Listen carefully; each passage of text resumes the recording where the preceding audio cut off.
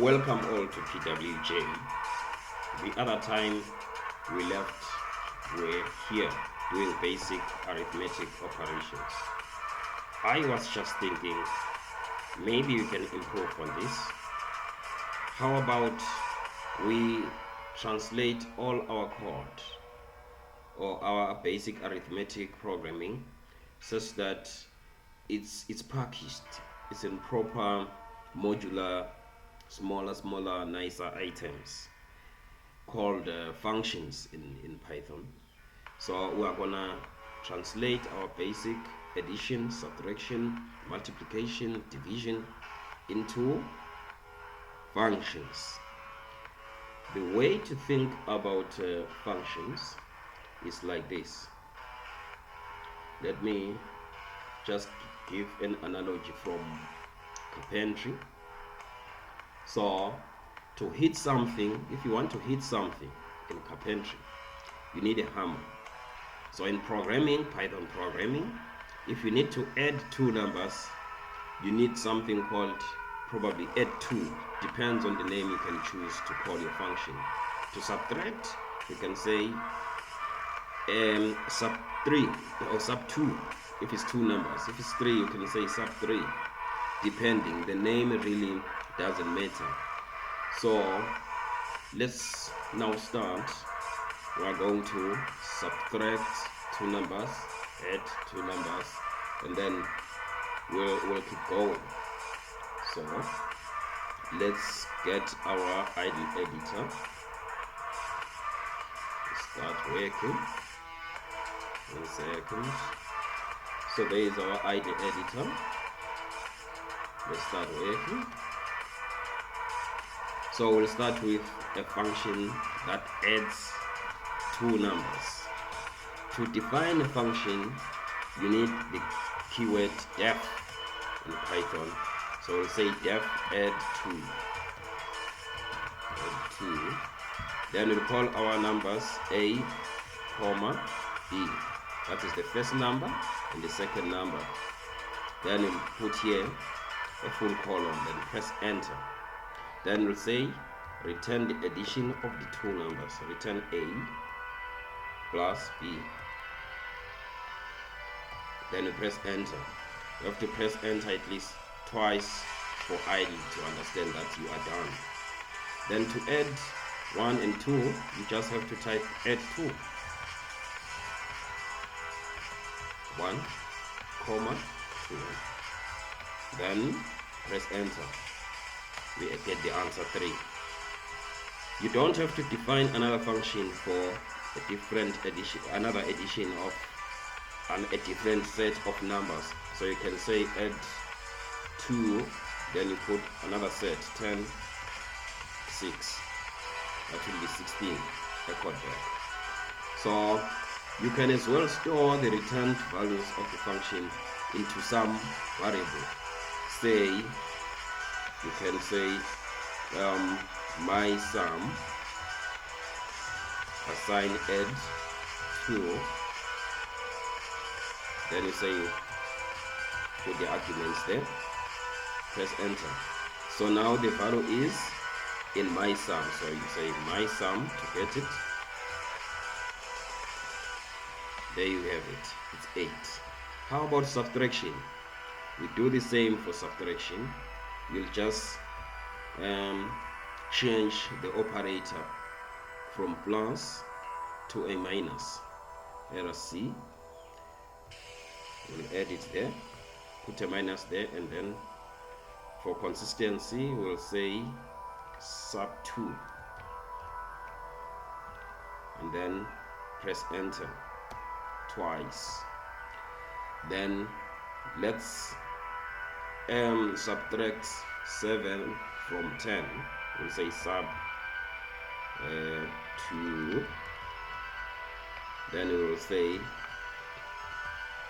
a is 10. Then we subtract 7 from it. Then the answer should be 3. We can as well store that. So we'll say my sum assign. So we put that like that. close.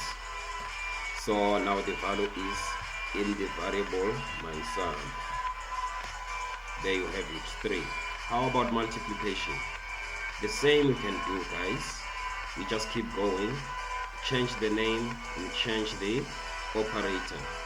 So we'll say here mult2, mult2, so A, B, then we put a multiplication sign here, press enter twice, then let's test our function. So we'll say my prod, let's say my mult assign mult2, then you will say 7, 10. The answer will be 70 and stored in my mult. So now I check my answer in my mult. There you have it, it's a 70. Lastly, let's do division. Copy that, paste, then we'll say div2,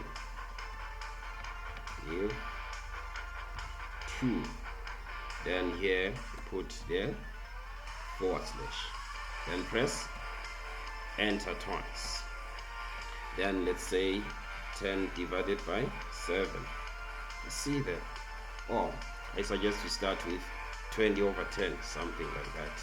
So my div assign div2 20, say over 5, no problem, that should work. Then my div, let's check what is stored in there. It's a 4, correct. More interestingly, before we close it, guys, let's try my div 10/7, something like that. My div 10 here, let's say 10 divided by 7. Let's see what happens. Check what is in my div. We get 1.42, which is correct. So the division works for integer division. It also works for floating point divisions. Sometimes, guys, the division may give you an integer value. Like when you divide, say, 5 by 3, you may not get the floating value. It may just give you 1. Let's test this one. So it's giving us 1.66, which is correct. But at times when you are working, you may have to divide by, oh, that's floating point division, this one.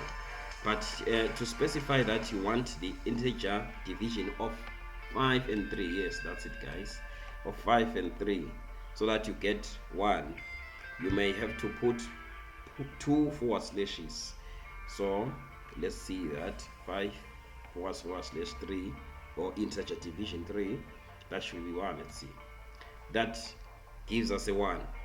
Maybe let's have 2 versions then of integer division. Let's see, copy that, paste that here, then the definition, guys. Let's copy the definition. We'll call it now integer div. It's just a bonus, this one, guys. Integer div2. We'll call it integer div2. Then we put 2 // here. Press enter twice. Then we'll go again to this one here. We'll say 10/7 and see if we can get 1. So we'll say int div assign int div2. So int div2,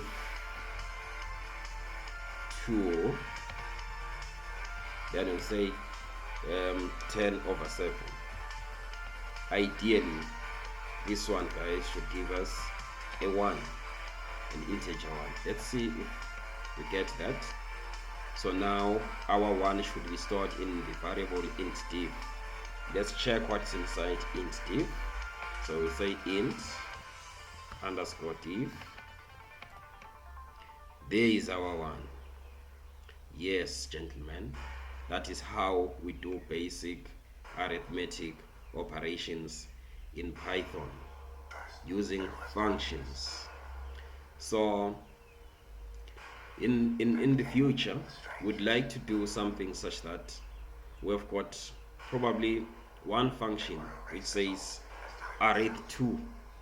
Then the function arith2 probably should constitute of all these functions we just typed in here, we just discussed here.